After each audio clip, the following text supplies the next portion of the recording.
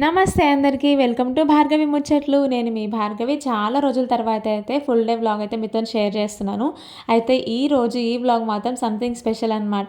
ఎందుకంటే ఇందులో చాలా అయితే ట్విస్టులు ఉండబోతున్నాయి. అండ్ నేనైతే ఈరోజు ఒక ఎగ్జామ్ రాయడానికి వెళ్తున్నాను. అది కూడా మా ఇద్దరు పిల్లలతోని. వర్షాకాలం కాబట్టి ఎప్పుడు వర్షం పడేది తెలియదు, ఎప్పుడు ఎండొచ్చేది తెలియదు కదా. సో ఆల్రెడీ ముందు రోజే మాకైతే ఫుల్గా వర్షాలు పడుతున్నాయి అంత 2-3 రోజుల నుంచి. అయితే నాకు ఎగ్జామ్ రోజు కూడా నేను ఫుల్గా వర్షం పడుతుందేమో అని భయపడ్డాను, కానీ పొద్దున్న లేచి చూసేసరికి వాతావరణం అయితే పర్వాలేదు. ఆల్రెడీ ఎర్లీ మార్నింగ్ కొంచెం వర్షం పడ్డట్టుంది. నేను ఇంకా ఎంత పొద్దున్న లేచి పనులన్నీ స్టార్ట్ చేసినా నాకంటే ముందే మా పిల్లలు అయితే లేవడానికి రెడీగా ఉంటారు కదా. సో నాతో పాటు వాళ్ళు కూడా లేచిర్రు అనమాట. అసలు నేను ఎగ్జామ్ రాయడానికి ఎక్కడికి వెళ్తున్నాను, ఏం ఎగ్జామ్ రాయడానికి వెళ్తున్నాను, వీళ్ళని తీసుకొని బయటికి ఎగ్జామ్ రాయడానికి వెళ్తున్నాను కదా, మరి ఎగ్జామ్ సక్సెస్ఫుల్గా రాసానా లేదా అనేది మీకు ఫుల్ వీడియో కనుక చూస్తే అర్థమైపోతుంది అనమాట. వీడియోని ఎక్కడ కూడా స్కిప్ చేయకుండా చూడండి మీరైతే. హాయ్ అను, హాయ్ అచ్చి,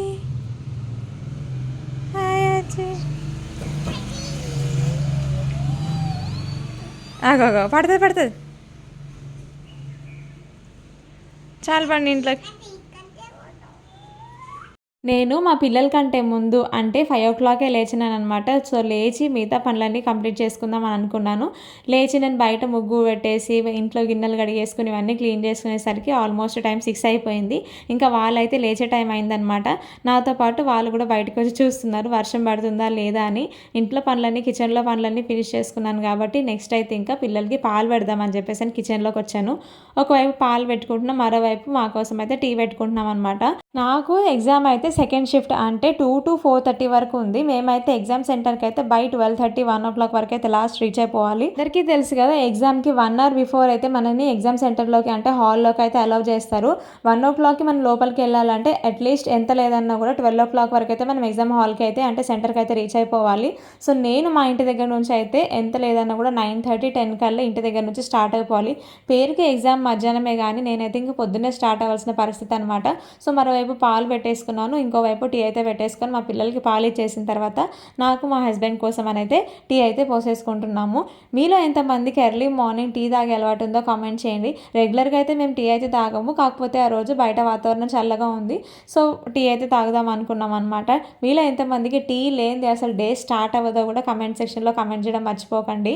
ఇంతకీ నేను ఏం ఎగ్జామ్ రాయడానికి వెళ్తున్నానని చెప్పలేదు కదా. నేనైతే టీఎస్డిఎస్సి అంటే తెలంగాణ స్టేట్ డిఎస్సి ఎగ్జామ్ అయితే రాయడానికి వెళ్తున్నాను అనమాట. సో నేను 2 years బ్యాక్ అయితే నా బీఈడీ కంప్లీట్ అయిపోయింది. బీఈడీ మ్యాథమెటిక్స్ చేశాను నేను. నిజానికి నేనైతే అసలు ఈ ఎగ్జామ్కి అటెండ్ అవ్వద్దు, ఎగ్జామ్ రాయొద్దు అనుకున్నాను. అప్లికేషన్ పెట్టినప్పుడు మంచిగా ప్రిపేర్ అవ్వాలి, ఎగ్జామ్ రాయాలి అని అనుకున్నాను. కానీ ఈ ఎగ్జామ్కి ఎప్పుడైతే పోస్టులు లిస్ట్ చూసానో అప్పుడు మాత్రం అసలు ఎగ్జామ్ రాసి కూడా వేస్ట్ అనిపించింది నాకు. ఎందుకంటున్నాను అనేది మీకు వీడియోలో ముందుగా చెప్తాను. దేవుడి దగ్గర పూజ చేసేసుకున్న తర్వాత మా చిన్న పాప కోసం అని అయితే ఉగ్గు అయితే ప్రిపేర్ చేసుకున్నాను. ఈ ఉగ్గు పౌడర్ మిక్స్ నేను ఇంట్లోనే ప్రిపేర్ చేసుకుంటాను. అండ్ సెర్లాక్ కూడా ఇంట్లోనే చేస్తాను అనమాట మా పిల్లలకి. ఈ home mad baby Cerelac video ఇంకా ఉగ్గు ప్రిపరేషన్ వీడియో అయితే మన ఛానల్లో ఉన్నాయి. ఎవరికైనా ఇంట్రెస్ట్ ఉంటే కనుక చూడండి. ఎవరైనా మీ ఫ్రెండ్స్ కానీ రిలేటివ్స్ కానీ న్యూ మామ్స్ ఉన్నారు, వాళ్ళ ఇంట్లో చిన్నపిల్లలు ఉన్నారు అనుకుంటే కనుక ఈ బేబీ ఫుడ్ రెసిపీస్ని అయితే వాళ్ళకి షేర్ చేయండి. ఖచ్చితంగా వాళ్ళకి చాలా బాగా యూజ్ అవుతుంది. మా ఇద్దరు పిల్లలకి కూడా స్నానం చేయించిన తర్వాత వాళ్ళైతే దేవుడి దగ్గర మొక్కుకుంటున్నారు. ఇంకా నెక్స్ట్ అయితే నేను వాళ్ళకి కావాల్సిన బట్టలు అంటే పిల్లల్ని మనం బయటికి తీసుకెళ్ళినప్పుడు అట్లీస్ట్ ఎంత లేదన్నా కూడా డ్రెస్ పైన ఏమైనా వేసుకున్నా పాడు చేసుకున్నా కూడా డ్రెస్ అంతా స్పాయిల్ అయిపోతుంది కదా. సో వాళ్ళ కోసం అని ఒక పెయిర్ ఆఫ్ డ్రెస్సెస్ పెట్టేసుకున్నాను. చిన్న పాప డైపర్స్, వాటర్ ఇవన్నీ కూడా. ఇంకా దాంతోపాటు నా హాల్ టికెట్ ఖచ్చితంగా మనకు ఒకటి ఐడెంటిఫికేషన్ ప్రూఫ్ అయితే కావాలి కదా. సో ఆధార్ కార్డ్ అయితే పెట్టుకుంటున్నాను అనమాట. ఇవన్నీ పెట్టేసుకొని ఇంకా టిఫిన్ అయితే బ్రేక్ఫాస్ట్లోకి ఉప్మా చేసిన. మా ఇద్దరు పిల్లలకి అయితే ఉగ్గు ఇంకా టిఫిన్ అయితే తినిపించేసేసి ఇంకా నేను కూడా బ్రేక్ఫాస్ట్ చేసి రెడీ అయిపోతున్నాను అనమాట. ఇంకా మా హస్బెండ్ అయితే బయటకు వెళ్ళారు. ఆయన రాగానే మేమైతే ఇంకా ఎగ్జామ్ సెంటర్కి అయితే స్టార్ట్ అయిపోవాలి. అందరికీ చాలా మందికి తెలిసే ఉంటుంది, ఈ ఎగ్జామ్ అయిపోయి ఎప్పుడో చాలా రోజులు అయిపోతుంది కదా, ఆల్మోస్ట్ 2 months అవుతుందని. అవును నిజమే, 2 months అయిపోయింది. కాకపోతే నాకు అప్పటి నుంచి కూడా నేను మధ్యలో ఊరెళ్ళి రావడం, తిరుపతి వెళ్ళి రావడం, ఇంకా చాలా షెడ్యూల్స్ ఉంటాయి. వాటన్నిటి వల్ల కూడా ఈ వీడియో అయితే రికార్డ్ చేసుకున్నాను కానీ ఎడిట్ చేయడం, అప్లోడ్ చేయడం అయితే కుదరలేదు. సో మీ అందరితో షేర్ చేసుకోవాలనిపించింది. అందుకని ఇన్ని రోజుల తర్వాత అయినా కూడా ఈ వీడియోని మళ్ళీ ఎడిట్ చేసి మళ్ళీ ఈ వీడియోని అయితే అప్లోడ్ చేస్తున్నాను అనమాట. అన్నట్టు ఈ వీడియో చూస్తున్న వాళ్ళలో మీలో ఎంతమంది టీఎస్డిఎస్సి ఎగ్జామ్కి ప్రిపేర్ అయ్యారు, ఎగ్జామ్ రాసిర్రు అనేది కమెంట్ సెక్షన్లో కమెంట్ చేయండి. ఒకవేళ మీలో ఎవరైనా ఎగ్జామ్కి అటెండ్ చేసి ఉంటే కనుక. ఇంతకీ నేను ఎగ్జామ్కి ప్రిపేర్ అయ్యిందా లేదా, ఎగ్జామ్ బాగా రాసిందా లేదా, ఇవన్నీ కూడా ఫుల్ వీడియోలో మొత్తం చెప్పేస్తాను. వీడియోని లాస్ట్ వరకు అయితే మీరు చూస్తూ ఉండండి. అండ్ ఫైనల్లీ మా బావ కూడా వచ్చేసిండు అనమాట. సో తను రాగానే మేమైతే ఇంకా బయటికి వెళ్ళడానికని రెడీ అయిపోయినాము. ఇంకా ఆటో అయితే బుక్ చేస్తున్నాను. అంటే బయట వాతావరణం చల్లగా ఉంది కదా, సో క్యాబ్ అయితే బుక్ చేయమని తను అన్నారు. క్యాబ్ బుక్ చేస్తూ ఉంటే నేను 9:30 నుంచి ఆల్మోస్ట్ ట్రై చేస్తూ ఉంటే నాకు 10:30 11 దాకా కూడా క్యాబ్ కానీ ఆటో కానీ ఏది బుక్ అవ్వలేదు. అట్ లాస్ట్ ఫైనల్గా 11:30కి అయితే నాకు ఈ ఆటో అనేది బుక్ అయిపోయింది అనమాట. కొన్నిసార్లు అంతే, మనం ఎంత ఫాస్ట్గా చేద్దాం అనుకున్నా కూడా లేట్ అయిపోతూ ఉంటుంది. అట్లీస్ట్ ఈ ఆటో అయినా బుక్ అయింది, థ్యాంక్ గాడ్ అనుకున్నాను. లేదు అనుకుంటే కనుక మీకు బైక్ పైన వెళ్ళొచ్చు, మాకు స్కూటీ ఉంది, కాకపోతే వర్షం పడుతుందేమో, పిల్లలతో అంత దూరం వెళ్ళాలంటే స్కూటీ మీద ఇబ్బంది అవుతుంది. ఆటో కానీ క్యాబ్ కానీ అయితే వర్షం పడ్డా తడవకుండా ఉంటాంలే అని చెప్పేసి అని సేఫ్ సైడ్గా ఆలోచించాం. కానీ మాకు మాత్రం అసలు క్యాబ్ కానీ ఆటో కానీ ఏది బుక్ అవ్వలేదు.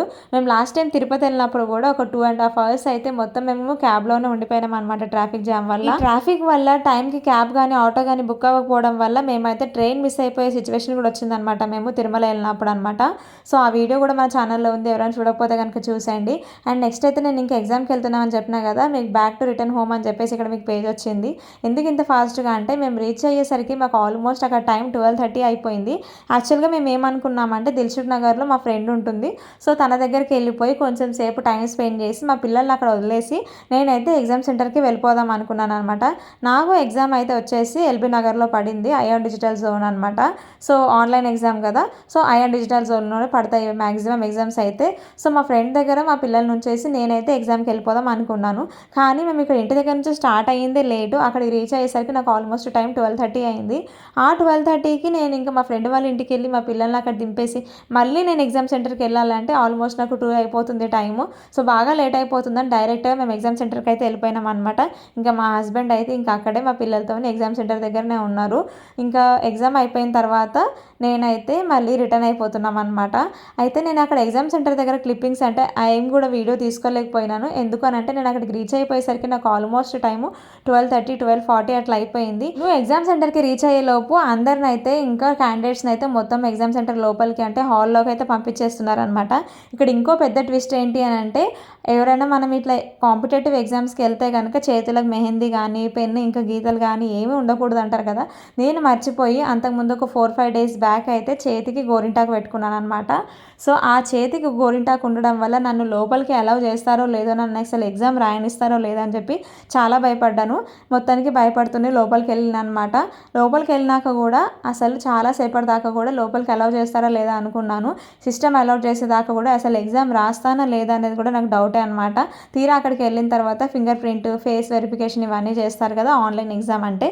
సో అవి చేసేటప్పుడు అయితే నా చేతికి అంటే లెఫ్ట్ హ్యాండ్కి మాత్రమే నాకు గోరింటాకు ఉంది, లక్కీగా రైట్ హ్యాండ్కి లేదనమాట. సో రైట్ హ్యాండ్ పెట్టయితే వాళ్ళు వెరిఫికేషన్ అయితే చేసారు అనమాట. ఇంక ఎగ్జామ్ అయితే రాసేసి మళ్ళీ మా ఇంటికి అయితే స్టార్ట్ అయిపోయినాము. నేను పొద్దున మేము 11:30 అంటే 11 o'clock ఇక్కడ నుంచి స్టార్ట్ అయిపోయినాం. మళ్ళీ నైట్ మేము ఇంటికి వచ్చేసరికి అయితే మాకు చూడండి టైము 8-10 అవుతుంది. ఇంకా పొద్దు నుంచి పిల్లలు బాగా అలసిపోయి ఉన్నారు, వాళ్ళిద్దరిని పట్టుకునే ఉన్నారు. వాళ్ళ డాడీ అయితే ఎగ్జామ్ సెంటర్ దగ్గర కొంచెం ఇబ్బంది అయింది, ఏడవలేదు కానీ ఇంకా అట్లా మేనేజ్ చేసింది అనమాట. తనైతే ఒక పెద్ద టాస్క్ అనే చెప్పాలి, వీళ్ళిద్దరిని తను సింగిల్ డే మొత్తం హ్యాండిల్ చేయడం అనేది. అండ్ ఇంట్లో అంటే వేరే విషయం కానీ బయట మాత్రం ఇద్దరిని ఒకటే ప్లేస్ దగ్గర, అది కూడా రోడ్డు మీద ఒక ప్లేస్లో పట్టుకొని కూర్చోాలంటే ఎంత కష్టం చెప్పండి. ఇంకా ఇంటికి వచ్చేసిన తర్వాత నేనైతే ఇల్లు ఫస్ట్ క్లీన్గా ఉండాలి, మనం ఇంట్లో ఉన్నా లేకపోయినా చెత్త పడుతుంది కదా, సో అదైతే క్లీన్ చేసుకుంటున్నాను. మరోవైపు మా హస్బెండ్ అయితే పిల్లలిద్దరికి స్నానం చేపించేశారు. సో నేనైతే బాగా లేట్ అయిపోతుంది డిన్నర్కి మా పాపకని ముందు వైట్ రైస్ పెట్టేసుకొని కొంచెం పెరుగు కలిపేసి తనకి తినిపించేసిన. ఇంకా నెక్స్ట్ అయితే మాకు డిన్నర్లో కోసం అని చికెన్ ఇంకా గోంగూర కలిపి గోంగూర చికెన్ చేస్తున్నాను అనమాట.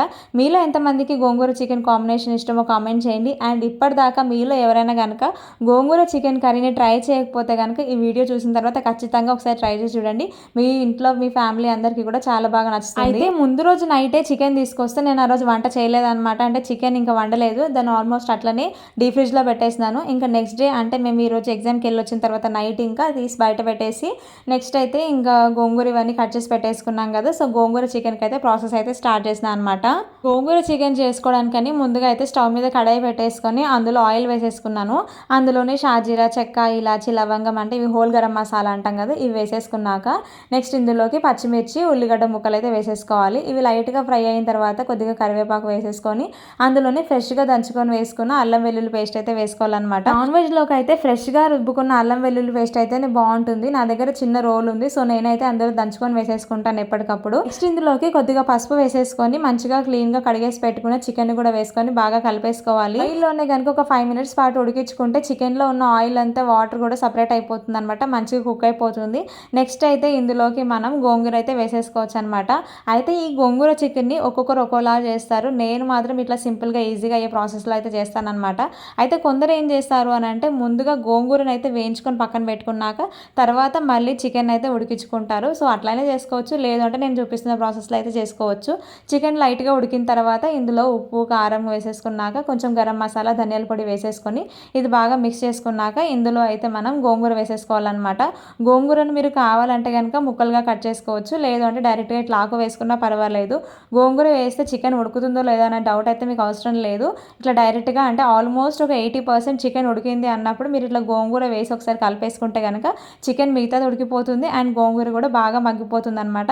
మీరు ఇక్కడ చూస్తే మీకు తెలుస్తుంది చికెన్ మంచిగా కుక్ అయిపోయిందని. ఇందులో last and final chicken masala వేసేసుకొని దించేసుకోవడమే అనమాట. టేస్టీగా ఉంటుంది, మీరు కూడా ఒకసారి ట్రై చేసి చూడండి. ఇంతకీ నేను ఎగ్జామ్ బాగా రాసానా లేదా అని చెప్పలేదు కదా, ఎగ్జామ్ అయితే బాగా రాశాను కానీ పెద్దగా అయితే ప్రిపేర్ అవ్వలేదు. ఎందుకు అని అంటే అసలు పోస్టులు లేవన్నమాట. నాది మ్యాథమెటిక్స్ కేటగిరీ, మా డిస్ట్రిక్ట్లో అయితే అసలు నాకు 0 పోస్ట్. సో నేను రాసినా కూడా వేస్ట్. నాన్ లోకల్కి అప్లై చేశాను కానీ వచ్చేంత సీన్ మాత్రం లేదనమాట. సో ఇదనమాట ఈరోజు వీడియో. మీకు నచ్చితే కనుక లైక్ చేయండి, ఛానల్ని సబ్స్క్రైబ్ చేసుకోకపోతే కనుక సబ్స్క్రైబ్ చేసుకోండి. Thanks for watching.